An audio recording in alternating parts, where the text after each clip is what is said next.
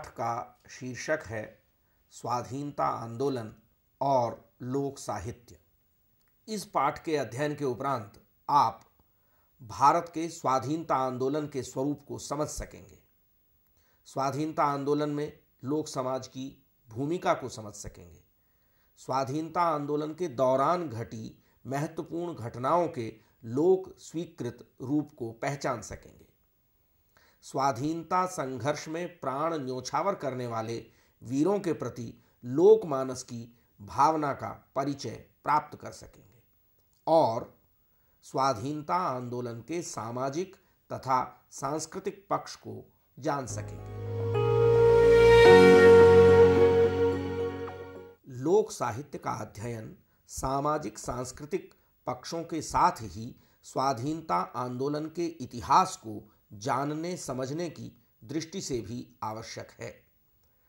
स्वाधीनता आंदोलन में लोक की भूमिका ही सबसे बड़ी थी। लोक ने स्वाधीनता आंदोलन की रूपरेखा तैयार करने वाले नेतृत्व को स्वीकार किया और उसके बताए रास्ते पर चल पड़ा। लोक के ही बल पर स्वाधीनता आंदोलन में उपनिवेशवादी शासन को उखाड़ फेंकने की वास्तविक शक्ति का उदय हुआ। लोक साहित्य में स्वाधीनता आंदोलन से लेकर स्वाधीनता प्राप्ति के उषा काल तक का लेखा जोखा मौजूद है।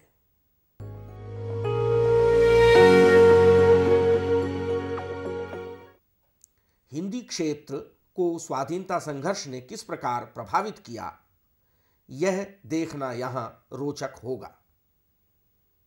हिंदी क्षेत्र में स्वाधीनता आंदोलन की आंच ने लोक साहित्य में एक ऐसी तपिश भरने में सफलता पाई जिसके प्रभाववश उस काल में अंग्रेजों के अत्याचारों के समक्ष सीना तान कर खड़े होने का साहस गांव-गांव के हर उम्र के नर नारी के मन में उत्पन्न हो सका और वे प्राणपण से स्वातंत्र्य समर में जूझ सके।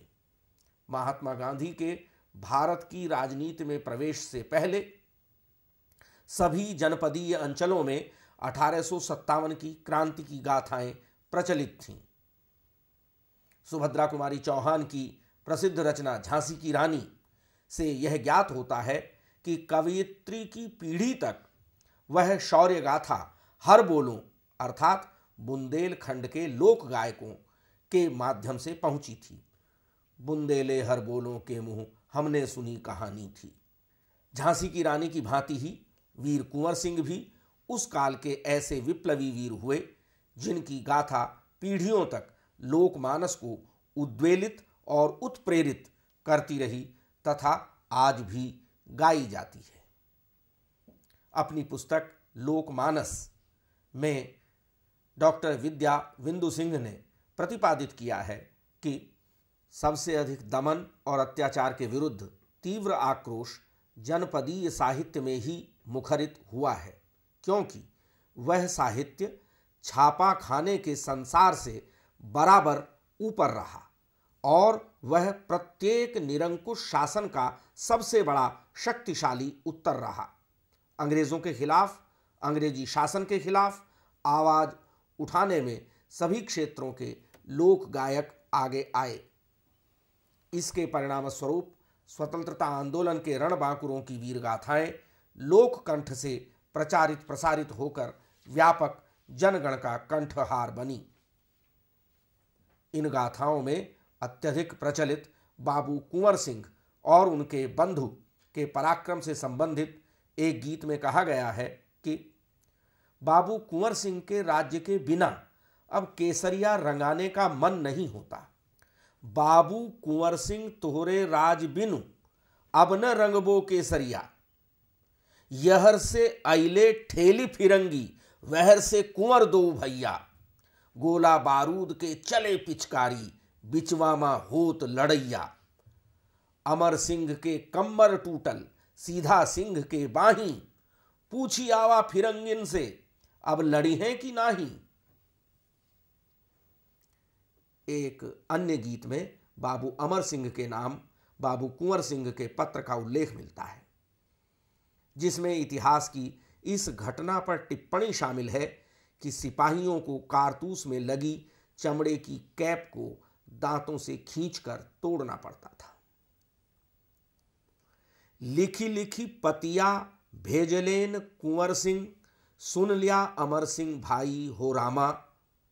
चमवा के टोटवा दांत से चला वेला, छत्री के धर्म नसावे हो रामा।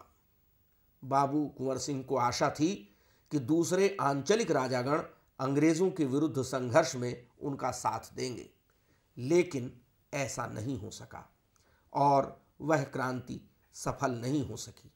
एक बिरहा में वीर कुंवर सिंह की यह व्यथा अभिव्यक्त हुई है कि मैंने डुमराव महाराज से सहायता की आशा की थी, लेकिन वे तो खरगोश की तरह जंगल में भाग गए, इसलिए सब सोचा हुआ मिट्टी में मिल गया और हम स्वराज्य नहीं ले पाए।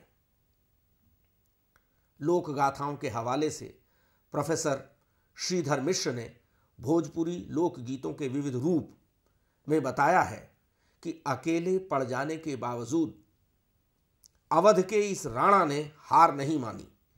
20 अप्रैल 1858 को डगलस की सेना से लड़ते हुए वे बुरी तरह घायल हो गए, तो भी 23 अप्रैल को उन्होंने कप्तान ग्रैंड की सेना से युद्ध किया।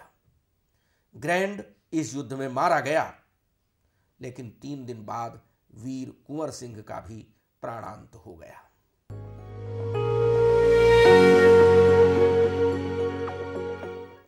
वस्तुतः यह वह दौर था जब बकौल भारतेंदु हरिश्चंद्र भारतीयों की समझ में यह आ गया था कि अंग्रेज राज सुख साज सजे सब भारी, पैधन विदेश चली जात यह अति ख्वारी। लेकिन इस दुर्नीति का जैसा प्रतिरोध लोक साहित्य ने दर्ज कराया, वैसा करने में तत्कालीन लिखित साहित्य पीछे रह गया। इस संदर्भ में लोककंठ की पीड़ा और आक्रोश की यह अभिव्यक्ति द्रष्टव्य है। होई गईली कंगाल हो विदेशी तोरे रजमा। इतना ही नहीं, लोकगीतों में अंग्रेज सरकार को राक्षस कहते हुए किसानों को संघर्ष के लिए तैयार रहने के लिए पुकारते हुए व्यवस्था परिवर्तन की मांग की गई, जिससे तत्कालीन सामान्य जनता की स्वातंत्र चेतना का पता चलता है। ऐसन रछछुआ दुवरिया पर ठाड़ बाटई, तुरतई होई जा तैयार रे किसनवा। ऐसन बेला जो आपन सरकार होती, परती न विपतिया के मार रे किसनवा। भारत के लोग आज दाना बिनु तरसे भैया, लंदन के कुतवा उड़ावे मजा माल, हो विदेशी तोरे रजवा में। हो गई ली कंगाल हो विदेशी तोरे रजवा में।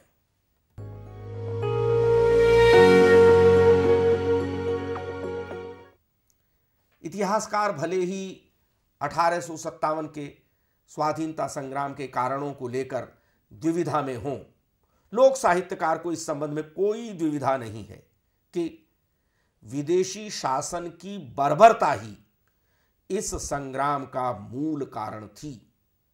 लुटेरे, शोषक और जालिम फिरंगी शासन ने देश को इस प्रकार कंगाल बना डाला था कि किसान और आम जनता ही नहीं, राज परिवार तक रो रहे थे और मुल्क अपना मुल्क नहीं रह गया था। इन्हीं परिस्थितियों ने जनता को विद्रोह करने पर विवश किया कि गलियन गलियन रैयत रोवे, हटियन बनिया बजाज रे। महल में बैठी बेगम रोवे, देहरी पे रोवे खवास रे। मोती महल की बैठक छूटी, छूटे हैं मीना बाजार रे। बाग बगनिया की सैरें छूटी, छूटे मुल्क हमार रे, छूटे मुल्क हमार रे। 1857 के रणबांकुरे शहीदों को संबोधित भारत माता की बेटियों के ये उद्गार तो आज भी रोमांचित कर देने वाले हैं। बीरन तेरी लाश पे बहना हो जाती कुर्बान, टीका झुमका कंगन पहुंची सब पर कर धिक्कार। खोद जो होता मेरे सिर पर, हाथ में जो होती तलवार, घोड़े को एड़ लगाती और पहुंचती मेरठ के बाजार, पहुंचती मेरठ के बाजार। इसी प्रकार डॉक्टर कृष्णदेव उपाध्याय ने लोक साहित्य की भूमिका में यह उल्लेख किया है कि जौनपुर जिले के कोयरीपुर गांव के पास चांदा नामक एक गांव है, जहां सन 1857 में सिपाही विद्रोह के अवसर पर अंग्रेजी फौजों के साथ प्रतापगढ़ जिले के कालाकांकर स्थान के विसेन वंशी राजा ने घोर युद्ध किया था। अब भी इस गांव के आसपास इस युद्ध से संबंधित गीत गाए जाते हैं, जिनकी एक कड़ी इस प्रकार है। काले कांकर क बिसेनवा, चांदे गाड़े बा निसनवा।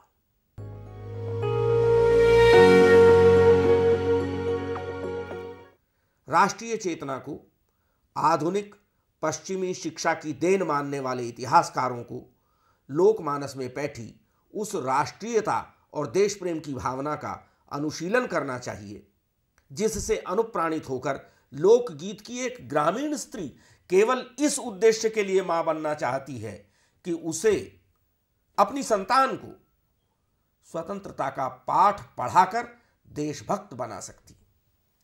एगो बालक होइते गोदिया में खेलैती नंदी, स्वतंत्रता के पाठ पढ़ैती, देश भगत बनैती, विजयी विश्व तिरंगा देके विजयी विश्व बनैती।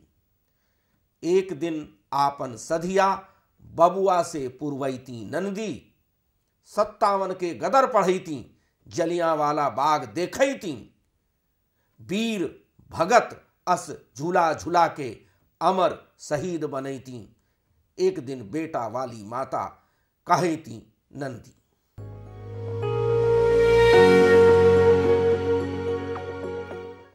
दरअसल लूटे पिटे लेकिन जुझारू और संघर्षशील लोक को जब महात्मा गांधी के संत व्यक्तित्व में अपनी स्वातंत्र्य कामना की पूर्ति की संभावना दिखाई दी, तो उसने अपने सपनों को गांधी के सपनों से जोड़ दिया और लोककंठ गा उठा। गांधी तेरो सुराज सपनवा, हरि मोर पूरा करी है ना, सोने की थारी में जोना परोस्यों, सबका जेवाई के जई है ना। एक चैता में छाती पीट पीट कर विलाप करती हुई भारत माता अपनी मुक्ति के लिए महात्मा गांधी का आह्वान करती है। साथ ही यह भी कहा गया है कि स्वाधीनता के यज्ञ में आहुति देने के लिए महात्मा गांधी, नेहरू और समस्त देशभक्त धूनी रमाकर योगी हो गए हैं।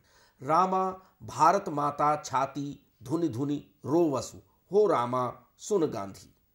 गांधी हमरो के कर तू अजदवा, हो रामा सुन गांधी, हो रामा सुन गांधी। आपको मालूम होगा कि 1922 में राष्ट्रव्यापी अहिंसक असहयोग आंदोलन का ब्रिटिश सरकार ने क्रूरतापूर्वक दमन किया था।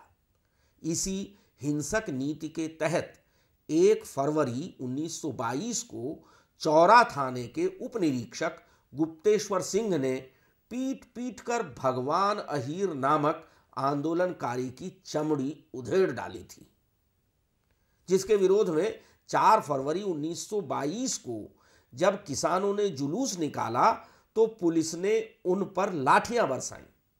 दोनों ओर से हिंसा भड़क उठी और उग्र भीड़ ने थाना जला डाला।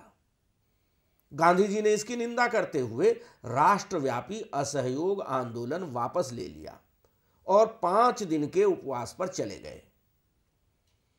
लोक साहित्य में इस घटना को ब्रिटिश सरकार के अत्याचार के खिलाफ स्वतंत्रता के दीवानों की लड़ाई के रूप में दर्ज किया गया है। स्मरणीय है कि विद्रोह की रात चौरी चौरा रेलवे स्टेशन और डाकघर पर तिरंगा फहराकर कुछ समय के लिए ही सही चौरी चौरा को आजाद करा लिया गया था। इस विद्रोह का जीवंत और मार्मिक वर्णन करने वाले कुछ लोकगीत हमारा ध्यान खींचते हैं, जैसे दिहले अगिया हो लगाए जरी गईले गोरवा, 14 अंग्रेज जरी तजेले परनवा, थाना से फरार भैले हिंद के जवनवा, दिहले पापी लालच हो धराए, मरी गईले गोरवा। भड़के लोग गांव के सारे, दई थाने में आग लगाए, काट गिराया थानेदार को, गई खबर हिंद में छाए। मान लगाया कुछ लोगों ने, अग्नि कहीं भड़क ना जाए, खबर सुनी जब गांधी जी ने, दहशत गई बदन में छाए, और हिंसा फैली कुछ भारत में, आंदोलन को दिया थमाए। सोचा कुछ हो शायद उनने, गलती गए यहीं पर खाए, गलती गए यहीं पर खाए। सन रहले 22 अंग्रेज के जमनवा, भारत मोरे रोवे असुवन धरवा हो ना। आप समझ गए होंगे कि ये लोकगीत एक से अधिक हिंदी अंचलों से संबंध रखते हैं, लेकिन इनमें चित्रित लोकमानस का रूप एक जैसा ही है। अतः यह मानना स्वाभाविक लगता है कि स्वाधीनता आंदोलन की अनुगूंज संपूर्ण हिंदी क्षेत्र में एक समान थी। इसी अनुगूंज को लोक ने पूरी संवेदनशीलता के साथ व्यक्त किया है।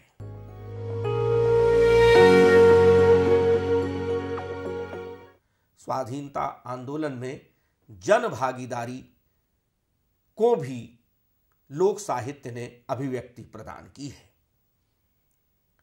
महात्मा गांधी के आह्वान पर करो या मरो की टेर लगाते हुए आबाल वृद्ध नर नारी भारत का समस्त लोग भारत छोड़ो आंदोलन में कूद पड़ा। लोक साहित्य ने इसकी मार्मिक अभिव्यंजना अनेक रूपों में सहेजी। प्रोफेसर श्रीधर मिश्र ने इस संबंध में एक मर्मस्पर्शी झूमर गीत का उल्लेख करते हुए लिखा है कि एक स्त्री कह रही है कि मेरे पतिदेव कांग्रेसी हैं, आजकल वे भोजन नहीं करते, उन्होंने अंग्रेज दुश्मन से लड़ाई ठानी है, उन्होंने आरा की लाइन और पटना का टेलीफोन तोड़ा है। इसी भांति वह कह रही है कि झांझर गढ़वा में गंगाजल है किंतु वे पानी नहीं पीते, लवंग और इलायची डालकर सुंदर पान बनाया है किंतु वे पान नहीं खाते, फूलों की सेज बिछाई है किंतु वे सेज पर भी नहीं सोते, इन दिनों उन्होंने अंग्रेज दुश्मन से लड़ाई ठानी है। यह भारतीय इतिहास का ऐसा निर्भय काल था जब भीषणतम अत्याचार सहकर भी भारतीय लोक महात्मा गांधी के पथ पर अडिग चलता रहा। उसके लिए यह गांधी का जमाना था। इतिहास में केवल नायकों के नाम दर्ज होते हैं, लेकिन लोक साहित्य लोक के बलिदान की गाथा को सुरक्षित रखता है। गांधी के जमाने में सामान्य लोक की बलि गाथा भी लोक साहित्य में ही सुरक्षित है। गांधी के आइल जमाना देवर जेल खाना अब गईले, जब से तपे सरकार बहादुर, भारत मरे बिनु दाना, देवर जेल खाना अब गईले।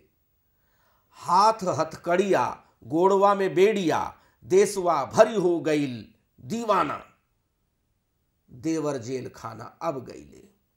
धर्म राखी लेहु भारत भैया, चरखा चलावहु मस्ताना, देवर जेल खाना अब गईले, देवर जेल खाना अब गईले।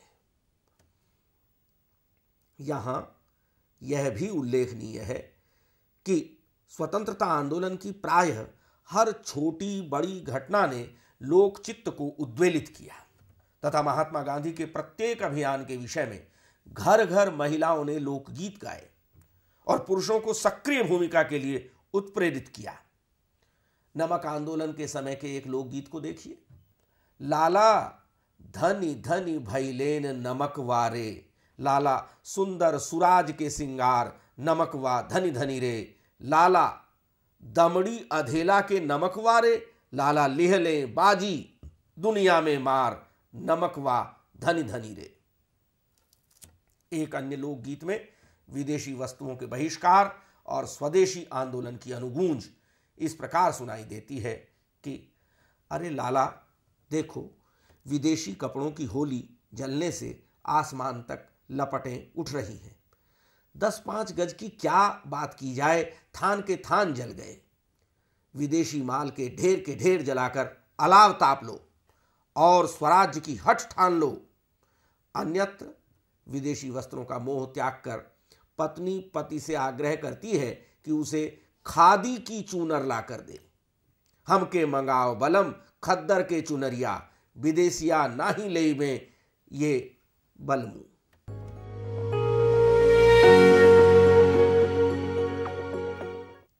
वैचारिक भिन्नता के कारण भारतीय स्वाधीनता आंदोलन की भले ही दो धाराएं रही हों, लोक ने दोनों में ही अपनी मुक्ति का मार्ग तलाशा और दोनों को समर्थन दिया।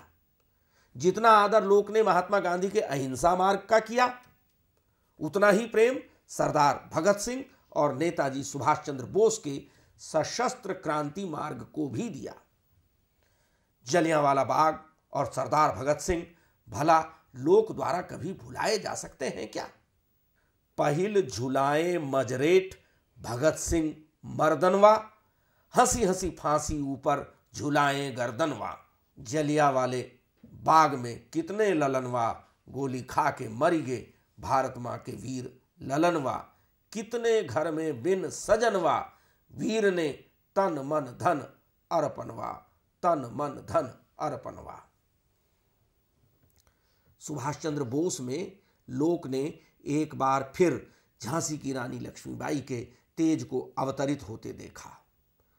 लक्ष्मीबाई कही के निकल परली मैदान में, दिल्ली के दरमियान में ना, जाके नेताजी से कह ली पाई हुकुम चलाई गोली, दुश्मन भरल गुमान में ना।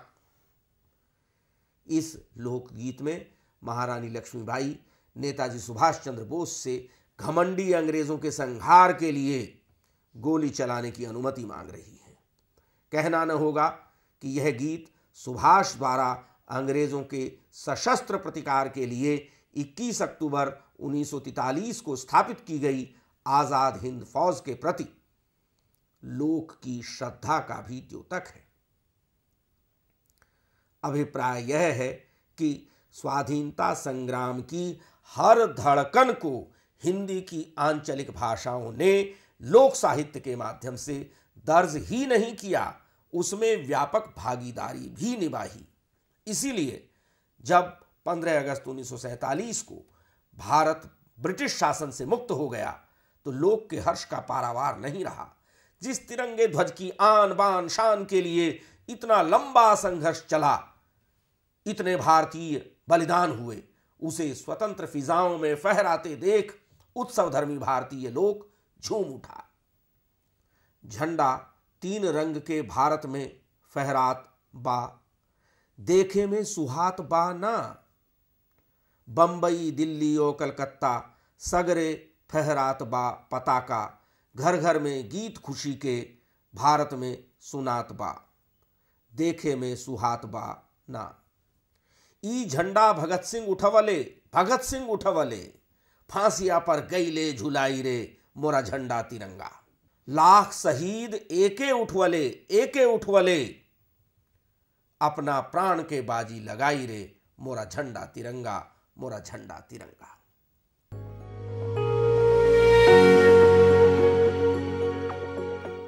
उत्सव के क्षण को रक्त रंजित करने वाले अंग्रेजों को भारतीय लोकमानस कभी क्षमा नहीं कर सकता, जिन्होंने द्विराष्ट्रवाद के षड्यंत्र के तहत भारत माता के टुकड़े कर डाले। यूरोप से आए रामा गोरे अंग्रेजवा, दोनों भैयन में झगड़ा लगा गई लेना। एने ओने कादो कादो बोली बतिया के रामा, हमरा देशवा के मिट्टी में मिला गई लेना। लड़ाई के लेल हिंदुस्तान में पाकिस्तान बना के गेल। इतनी महंगी आजादी कहीं किसी की गफलत से खो न जाए, यह चिंता भी स्वाधीनता प्राप्ति के क्षणों में लोक की दृष्टि से परे नहीं थी। इसीलिए लोक कंठ से यह चिंता भरी पुकार फूट पड़ी कि यह स्वराज्य तुम्हें खून की होलियां खेल खेल कर नसीब हुआ है, संभल कर चलना, कहीं ईमान न बिगड़ जाए। अपना खून से फगवा खेली खेली, देहले तो के सूरजवा, समहरी समहरी के पांव उठाइए, बिसरे ना ईमनवा, बिसरे ना ईमनवा।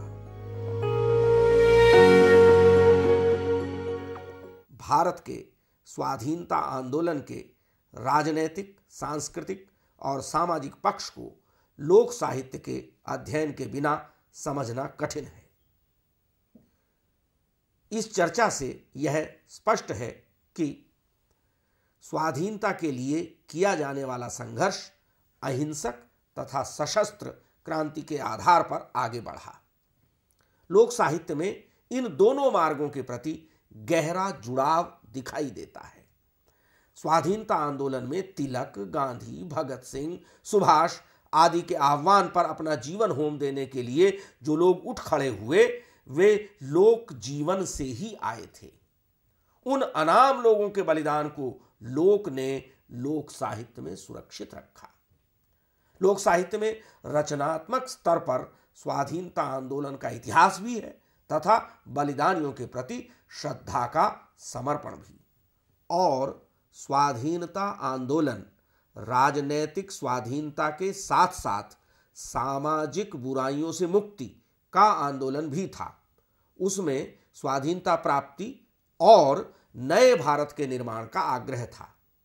लोक साहित्य में इसकी सशक्त अभिव्यक्ति हुई है।